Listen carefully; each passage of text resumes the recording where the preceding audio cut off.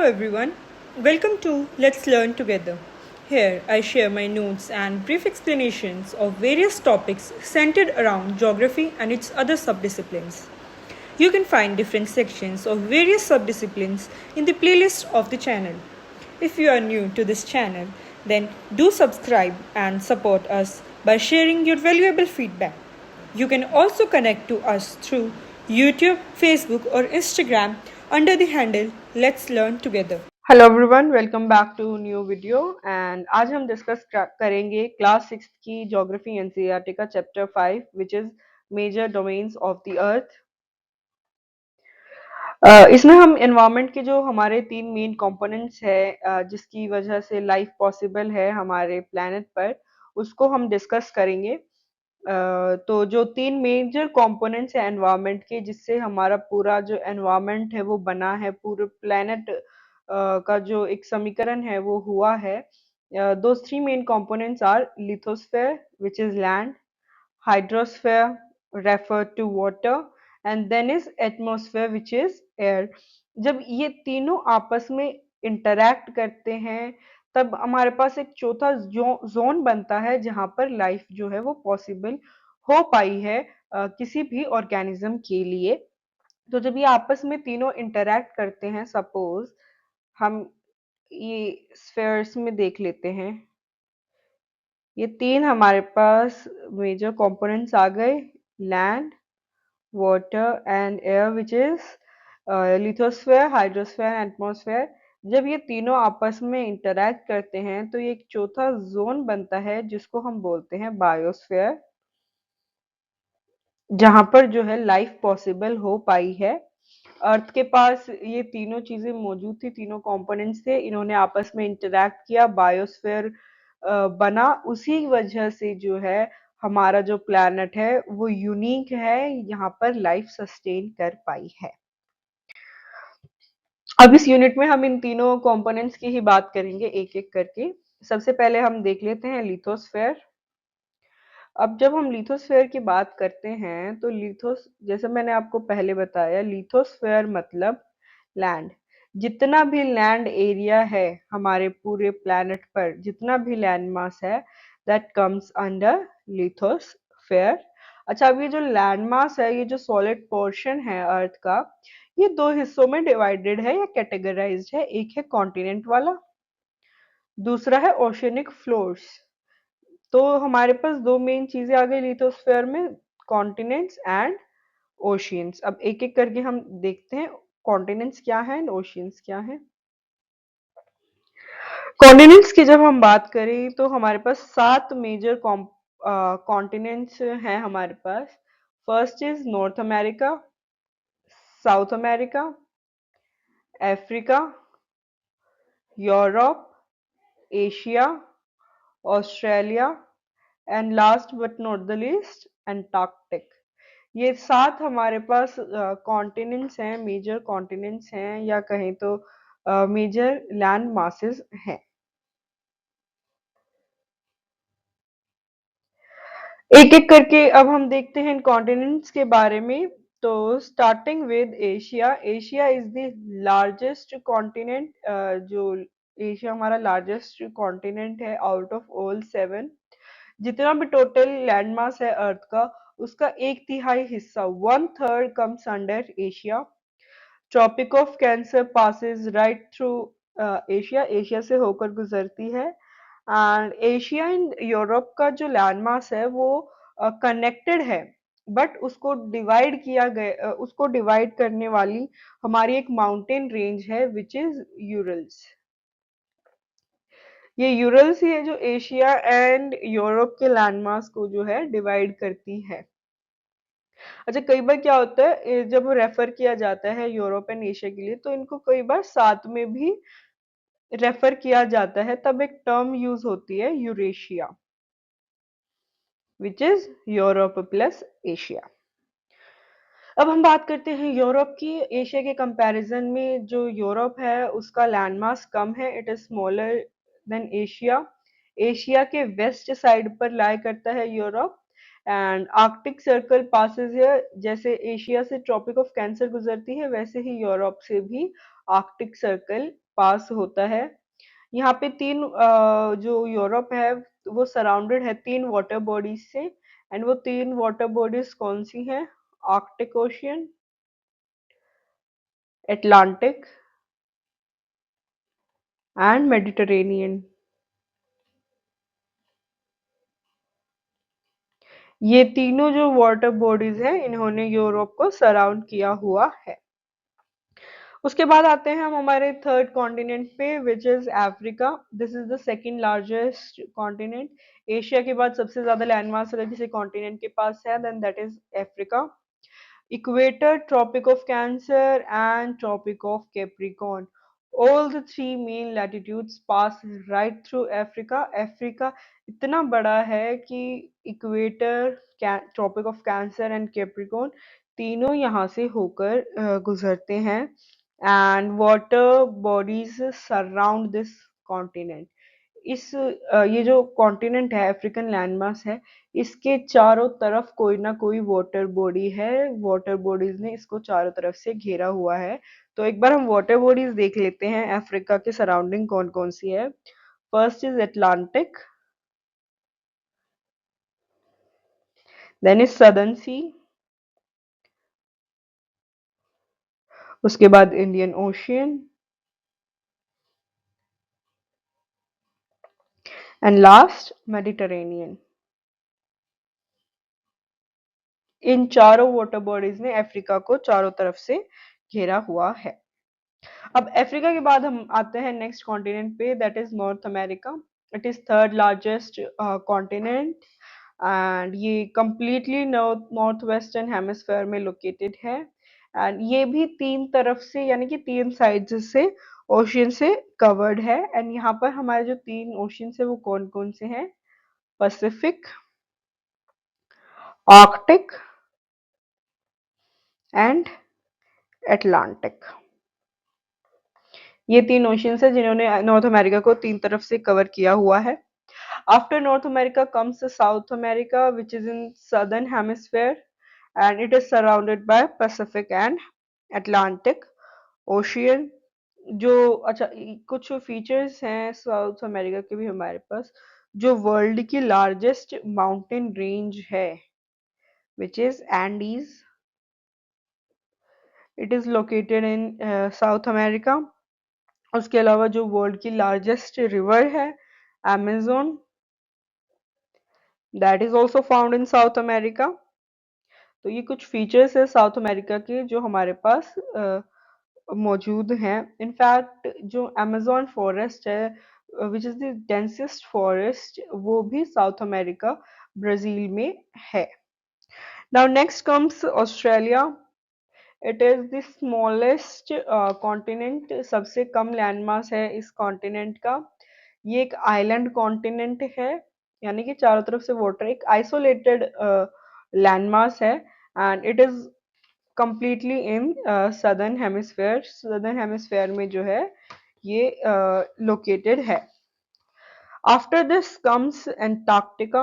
Antarctica भी जो है सदर्न हेमिस्फेयर में है, साउथ पोल के इसके एंटार्क्टिका के बिल्कुल सेंटर में साउथ पोल मौजूद है। ये परमानेंटली फ्रोजन रहता है एंड यहाँ पर कोई भी ह्यूमन सेटलमेंट नहीं है because of the harsh climate.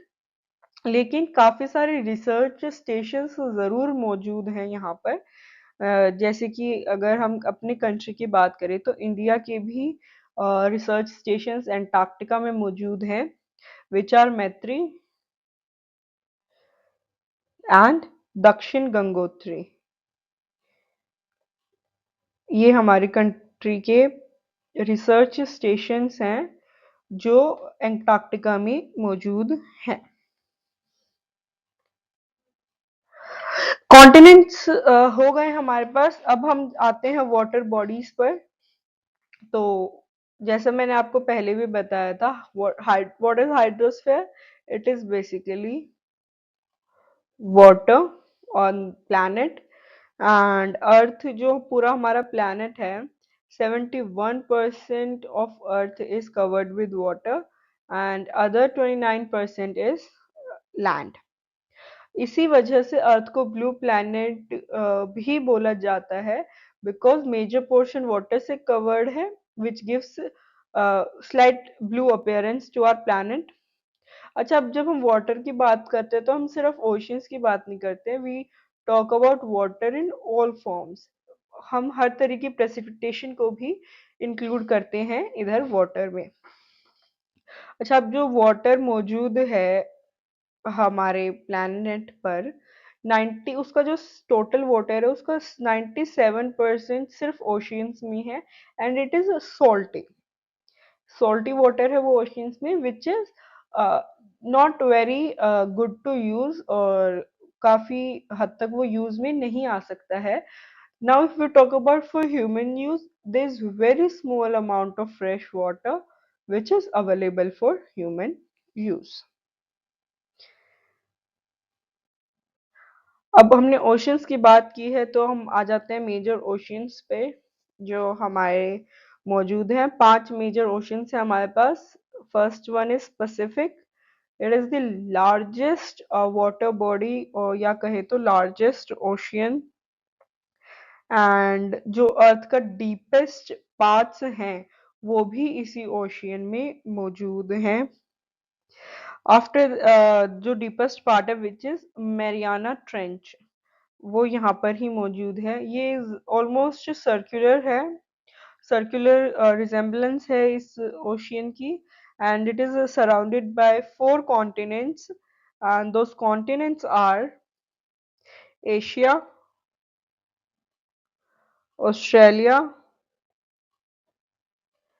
North America, and last South America. अब पैसिफिक के बाद आते हैं अटलांटिक ओशियन पे। It is second largest ocean. Pacific के बाद this is the second largest ocean, and जैसे पैसिफिक की सर्कुलर शेप है वैसे ही अटलांटिक की थोड़ा एस शेप है, it is S shaped. Irregular coastline है, कोस्टलाइन रेगुलर नहीं है, काफी ब्रोकन कोस्टलाइन है, जिसकी वजह से बहुत सारे जो पोर्ट्स हैं वो भी जो है इस समुद्र के किनारे पर पाए जाते हैं। अच्छा, अब अटलांटिक ओशन की बात करें तो इसकी वेस्ट साइड पे आते हैं नॉर्थ एंड साउथ अमेरिका। मैंने नॉर्थ एंड साउथ के लिए एनएस लिख दिया है। ईस्ट की तरफ आ गए Europe and Asia, sorry Europe and Africa, my bad. And जैसे कि मैंने आपको बताया सबसे ज्यादा पोर्ट्स यहाँ पर है, इरेगुलर कोस्ट लाइन है, उसी की वजह से इसको बिजिएस्ट ओशियन भी बोला जाता है, क्योंकि काफी ज्यादा ट्रांसपोर्टेशन जो है वो होती है इस सी के द्वारा। After this comes Indian ocean. Indian Ocean is the only ocean on the planet which is named after a country, and the reason is कि जो इंडियन ओशियन है उसमें जो इंडिया की जो कंट्री, हमारी जो कंट्री है उसका लैंड एक्सेस सबसे ज्यादा है, उसी की वजह से इस ओशियन का नाम इंडियन ओशियन पड़ा है। ऑलमोस्ट ट्रायंगुलर शेप का ये ओशियन है, ट्रायंगल शेप है इस ओशियन की, and it is also surrounded by 3 continents, which are Asia, Africa and Australia. यहाँ लिख देती हूँ मैं, Asia, Africa and Australia. After this comes the Southern Ocean, which encircles Antarctica, and इसका जो नॉर्थ एक्सटेंशन है it goes to 60 degree south latitude. तो ये ज्यादातर जो सदर्न ओशियन है ये अंटार्कटिका के ही इर्द गिर्द मौजूद है। After this comes Arctic ocean, sorry. जो सबसे ऊपर हमारे पास आर्कटिक सर्कल का जो लैटिट्यूड है, ये पूरा ओशियन इसके बियॉन्ड है, यानी कि उससे ऊपर का जो सारा एरिया है उसी आर्कटिक सर्कल के अंदर अंदर वहीं पर ये आर्कटिक ओशियन मौजूद है, and it surrounds North Pole. अच्छा, अब ये जो आर्कटिक सर्कल है it is connected to Pacific, ये पैसिफिक से कनेक्टेड है by Bering Strait, Bering Strait. अच्छा, अब ये जो आर्कटिक सर्कल है, अब मैंने बता दी आर्कटिक ओशियन आर्कटिक सर्कल के ऊपर ऊपर है, बट कोई तो लैंडमास होगा ना जिसने इसको बाउंड कर रखा है वहां तक, तो that is north coast of North America. North America का जो कोस्ट है नॉर्दर्न साइड पर, एंड जो यूरेशिया का नॉर्दर्न कोस्ट है, उसने इस सी को ऊपर आर्कटिक सर्कल तक ही बाउंड करके रखा है। This was all about land and water. Now we will discuss about atmosphere. As I already told you, atmosphere is air. तो जो अर्थ की जो गैसियस लेयर है जिसमें गैसेस मौजूद हैं, इंपॉर्टेंट गैसेस मौजूद हैं, that is atmosphere. And atmosphere की height reaches up to 1600 kilometers. 5 major layers है हमारे पास एटमॉस्फेयर की, जो जिसका जो बेसिस है कैटेगराइजेशन का वो है temperature and the composition. And वो 5 लेयर्स कौन सी है हमारी? Troposphere, stratosphere, mesosphere, thermosphere and exosphere. अब हम एयर की बात करें तो जो एटमॉस्फेयर में जो एयर है 99% is clean air and rest is dry air. This is air is clean and dry. अब ये जो 99% क्लीन एंड ड्राई एयर है इसमें दो मेजर गैसेस है हमारे पास, नाइट्रोजन एंड ऑक्सीजन। उसके अलावा एक और बहुत इंपॉर्टेंट गैस है which is carbon dioxide CO2, which is very important क्योंकि एक तो ये हीट अब्जॉर्ब करती है, तो इसकी वजह से जो अर्थ है उसका टेम्परेचर बना रहता है। अगर CO2 नहीं होगी तो अर्थ पर जो है हीट अब्जॉर्ब नहीं होगी, जिसकी वजह से it will turn into a cold planet जहाँ पर लाइफ पॉसिबल नहीं हो पाएगी। दूसरा जो है CO2 is very important gas in process of photosynthesis also. Plants जो ग्रो करते हैं उसके लिए जो प्रोसेस होता है जिसमें प्लांट्स फूड ग्रो करते हैं एंड ऑक्सीजन रिलीज करते हैं, उस प्रोसेस में भी CO2 का होना बहुत ज्यादा जरूरी है। अब हम बात करते हैं बायोस्फीयर की। अब ये क्या है? It is the region where all three other components, sorry ये सर्कल मेरा ठीक से बन नहीं पा रहा है, let me draw it again, try it again. तो सबसे पहले जो हमारे तीन मेन कंपोनेंट्स हैं, ऑल थ्री इंटरैक्ट है। अब ये तीन लेयर अब तक हमने कौन कौन से डिस्कस किए हैं? लैंड और लिथोस्फेयर, हाइड्रोस्फेयर एंड एटमॉस्फेयर। जब ये तीनों एक जगह पर इंटरैक्ट करते हैं, तीनों एक साथ इंटरैक्ट करते हैं, which is this zone, the one that I am colouring, जब ये तीनों इंटरैक्ट करते हैं, मिलते हैं, तभी जो है लाइफ पॉसिबल हो पाती है। एंड ये जो इंटरैक्टिंग जोन है इट इज बायोस्फेयर। एंड जितने भी आपके ऑर्गेनिजम्स हैं वो यहीं पर मौजूद हैं बायोस्फीयर के अंदर। एंड जो ऑर्गेनिजम्स हैं उनको भी दो कैटेगराइजेशन में कैटेगराइज किया हुआ है, plant kingdom and animal kingdom. जो आपस अब प्लांट किंगडम और एनिमल किंगडम ही आपस में इंटरैक्ट करते हैं for their survival. We humans fall under animal kingdom. Thank you. That was all for today, and soon we'll meet up with a new video. Thank you for being part of this video, and if you liked it, do not forget to share it with your friends and family, and also subscribe to our channel and press the bell icon.